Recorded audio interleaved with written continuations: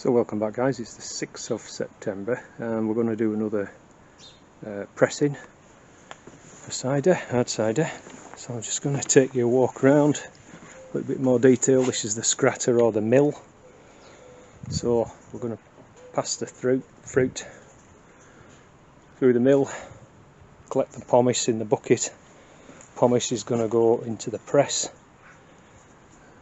and it goes inside this mesh in between here, and this is the inflatable bladder that works off water pressure. So as the water pressure goes up, this bladder inflates, if you like, and squeezes the pomace.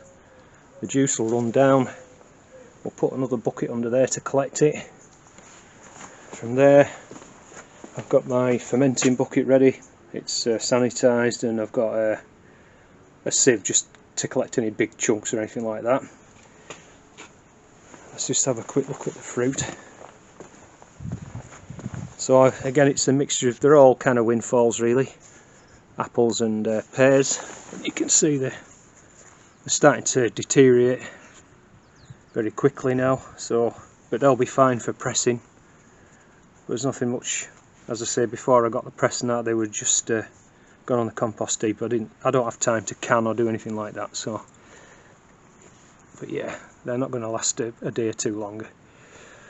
And then similarly, that's alright, that'll be fine. You can see most of the apples are ones that are split, eaten by codling moth, so on and so forth. So, right, I'll get on and get this scratter going.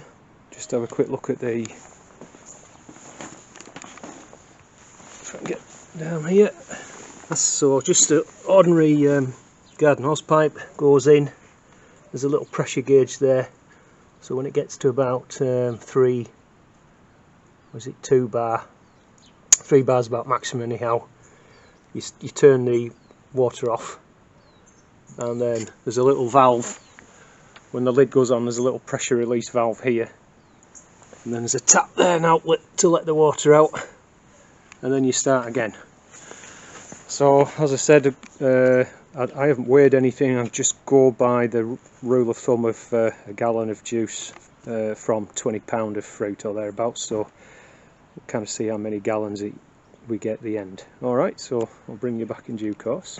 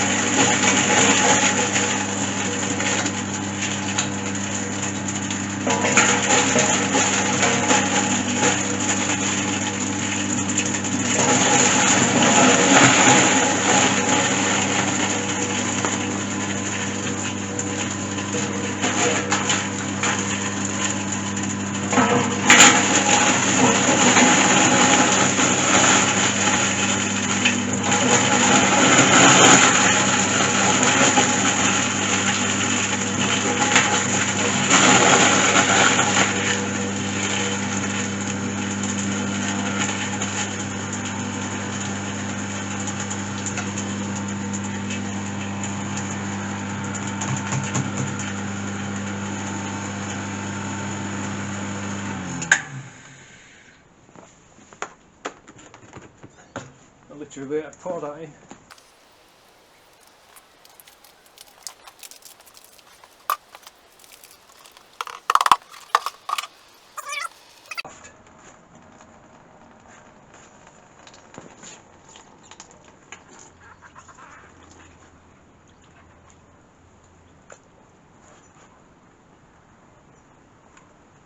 I'll get some apples onto that.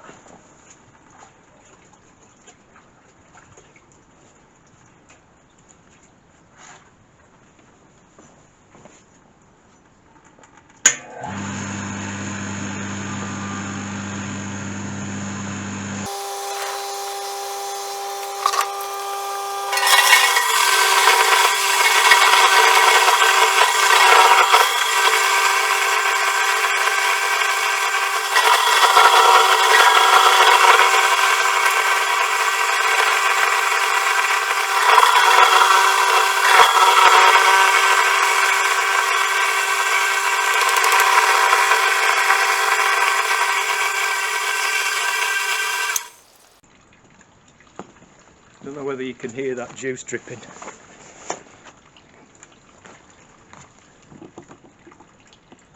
Say the pear, see if we can move it over.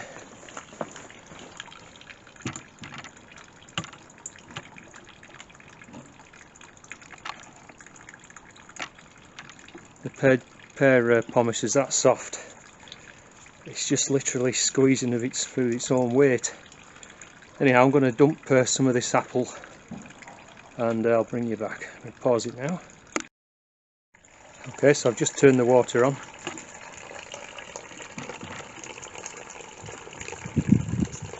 It's really flowing out now. I should have put the splash guard cover thing on really, but anyway, never mind. So everything will be hosed down after.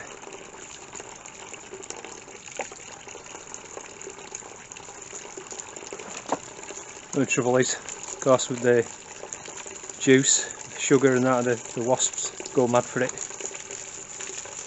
Yeah, I really should have put the splatter guard on. I'm going to pull the camera back a bit.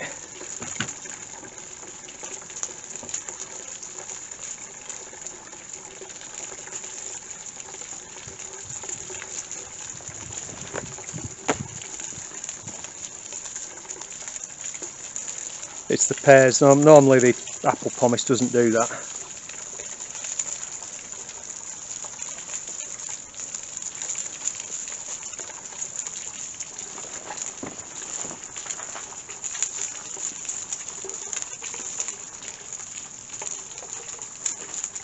Not too bad at the moment.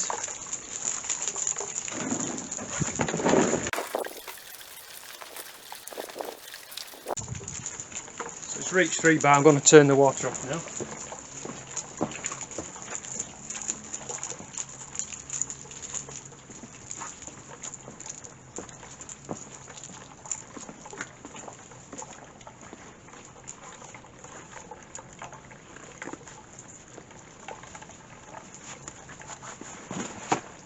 So I'll bring you back in the next stage.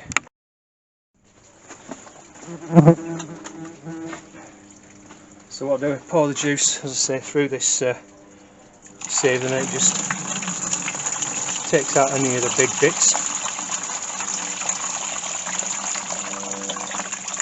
of which there seems to be a lot. Say, because the pears are so soft.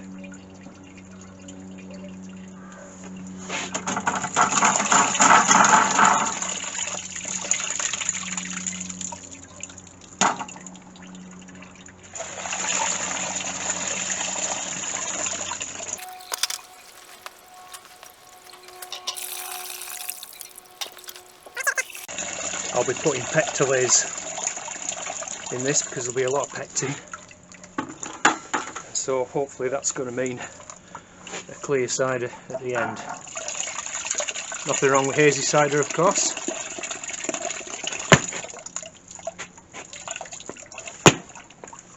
So another one bites the dust. Bloody hate wasps.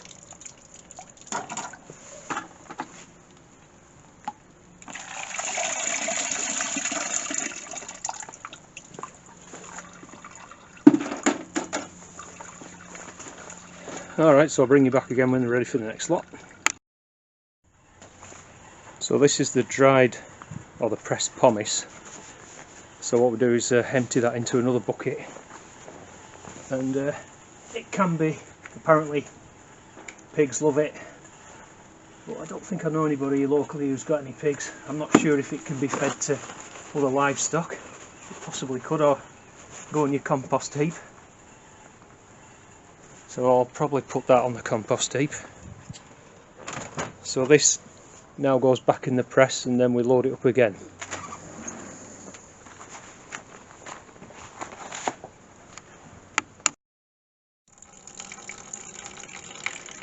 Okay, so that's the last batch. You can see there's no spray or anything coming out of the cylinder there, because the pomace is much firmer. So I think yeah, lesson learned today was if you're going to press very overripe pears, make sure you have a splash guard. Should have seen the look on my wife's face when she came and saw them. It's going to take a bit of cleaning up. Anyway, I'm going to bring you back when it's in the bucket, and we'll see what sort of volume we've got.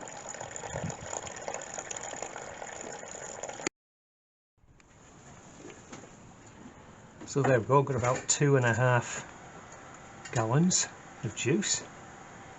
So at £20 a gallon, that's about £50 I guess of fruit.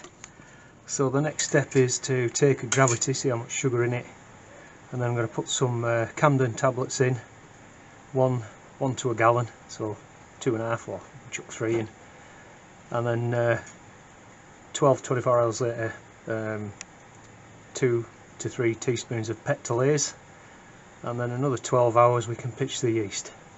Alright, so I'll bring you back another point when we do that.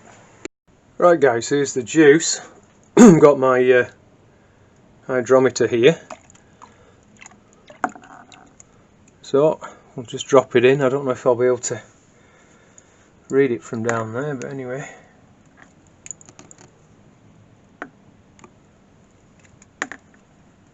It's difficult to get a... It looks to be about 1050. Not sure if I can zoom in on that. That looks a bit blurry, doesn't it? Anyway, yeah, it looks to be about 1050, which isn't bad actually. So what I'm going to do now is get 2 or 3 Camden tablets and chuck them in there, and then like I said, then some pectolase 12 hours later, and then pitch these 12 hours after that. Okie doke, catch you later.